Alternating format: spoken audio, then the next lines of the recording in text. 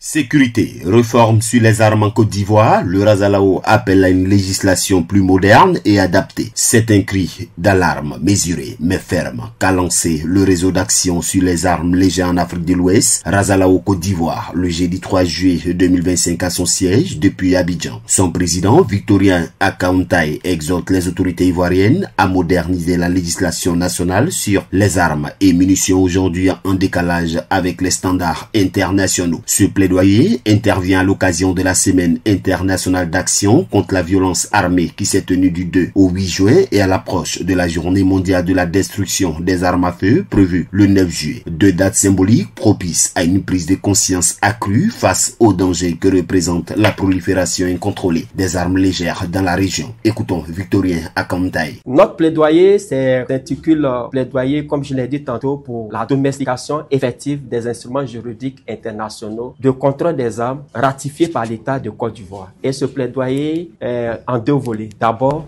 c'est de marquer notre soutien, notre fierté au niveau de l'État de Côte d'Ivoire pour tous ces acquis qu'il a pu réaliser en matière de contrôle des armes légères. Et quand vous parcourez les différentes conventions et tests de contrôle des armes légères de petit calibre, la Côte d'Ivoire a vraiment est en avance, est très avancée et très engagée. Et nous avons beaucoup de résultats dans ce sens. Des acquis également. Et pour nous, il est bien de souligner cela. Mais à côté de ces acquis, il faut qu'on puisse passer à une autre étape. Cette étape, c'est de nous permettre de réviser ou encore d'actualiser notre réglementation nationale et munitions qui date de 1999 avec les instruments juridiques internationaux de contrôle des armes et munitions ratifiés par l'État de Côte d'Ivoire. Il a souligné que la Côte d'Ivoire est l'un des pays africains les plus en avance sur le contrôle des armes tout en appelant à poursuivre les efforts. Alors que les élections se profilent, le Razalao intensifie ses efforts pour prévenir une possible flambée de violence armée en misant sur des campagnes numériques et de formations ciblées pour autonomiser les jeunes et les femmes, acteurs clés de la paix. M. Ntaye a également lancé un appel à la mobilisation des partenaires financiers et techniques afin de permettre le déploiement d'équipes de terrain dans les zones sensibles. Victorien Akauntaye. Notre rapport, c'est d'abord des actions de sensibilisation,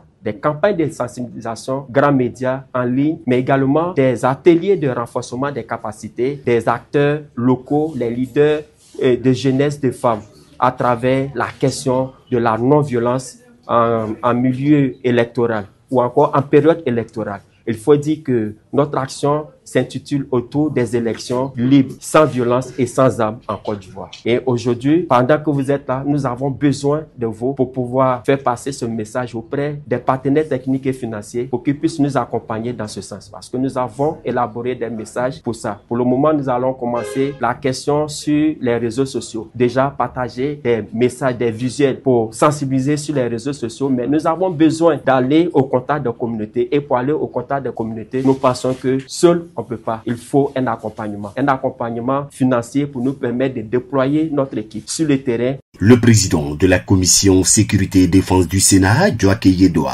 a salué les initiatives du Razalao lors de la conférence. Il a rappelé les avancées de la Côte d'Ivoire en matière de contrôle des armes. Écoutons le sénateur Djoaké Yedoa. Ma première observation, c'est le dynamisme de la société civile dans notre pays, la longévité de Razalao Côte d'Ivoire et son expérience également, en ce sens que le thème qui est choisi est un thème qui participe à la dynamique nationale dans le cadre de la normalisation des relations de notre pays avec la communauté internationale. En gros, c'est dire que la société civile est dans son rôle, pousser les gouvernants à pouvoir mettre à la disposition de la communauté nationale l'ensemble des outils qui lui permettent de s'exprimer et d'exister, d'être visible. Razalao est dans son rôle, mais je suis venu pour le compte du Parlement ivoirien pour affirmer d'abord notre engagement à travailler avec la société civile, parce qu'en tant qu'élus dans les communautés, ce sont les organisations de la société civile qui nous permettent d'avoir le lobby nécessaire pour pouvoir avancer sur des dossiers. Et je pense que c'est ce qu'a fait cet organe aujourd'hui. Le message du Razalao est clair. Il est urgent de renforcer le dispositif juridique et opérationnel pour stopper la circulation illicite des armes légères, véritable menace silencieuse pour la paix et la sécurité en Côte d'Ivoire.